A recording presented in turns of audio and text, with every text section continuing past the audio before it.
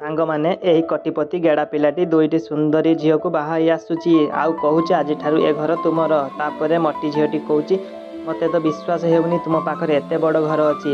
ସେତେବେଳେ ସେହି ଗେଡ଼ା ପିଲାଟି ଭିତରକୁ ଡାକି ନେଇ ଘର ଦେଖାଉଛି। ତାପରେ ତିନି ଜଣ ସୋଫାରେ ବସି ପଡ଼ୁଛନ୍ତି। ତାପରେ ଗେଡ଼ା ପିଲାଟି କହୁଛି ମୋତେ ବିଶ୍ୱାସ ହେଉନି ତମ ଦୁଇ ଜଣ ସହ ବିବାହ ହୋଇଯାଇଛି ବୋଲି।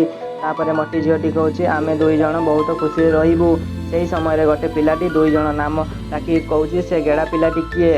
ତାପରେ ଏଇ ଦୁଇ ଜଣ ପୁଅ ଝଗଡ଼ା ଲାଗି ଯାଉଛନ୍ତି। ତାପରେ ଝିଅଟି କହୁଛି ଏ ହେଉଛି ଆମର ସ୍ୱାମୀ, ଆଜି ଆମେ ଆକୁ ବିବାହ କରୁଛୁ। ତାପରେ ପୁଅଟି କହୁଛି ତୁମେ ଏ ଗେଡ଼ା ପିଲା ସହିତ ଖୁସିରେ ରହିପାରିବନି। ଝିଅଟି କହୁଛି ଇଏ ତ ତମଠୁ ବହୁତ ଗୁଣରେ ବହୁତ ଭଲ। ପୁଅଟି କହୁଛି ଏକଥା ଡିଭୋର୍ସ ପେପରରେ ଏବେ ଜଲ୍ଦି ସାଇନ୍ କରିଦିଅ ଆଉ ଗେଡ଼ା ପିଲାକୁ ମଧ୍ୟ କରେଇଦିଅ। ତାପରେ ଗେଡ଼ା ପିଲାଟି ସାଇନ୍ କରିଦେଉଛି। କିନ୍ତୁ ଆଗକୁ ଯାହା ହେଲା ଦେଖିବା ପରେ ଆପଣ ବି ଚମକି ପଡ଼ିବେ। କିନ୍ତୁ ତା ପୂର୍ବରୁ ଯିଏ ହର ହର ମହାଦେବ ଲେଖିକି ଭିଡ଼ିଓଟିକୁ ଗୋଟେ ଲାଇକ୍ କରି ସବସ୍କ୍ରାଇବ୍ କରିଦେବ ତାକୁ ରାତିରେ ଶୁଭ ଖବର ପ୍ରାପ୍ତ ହେବ।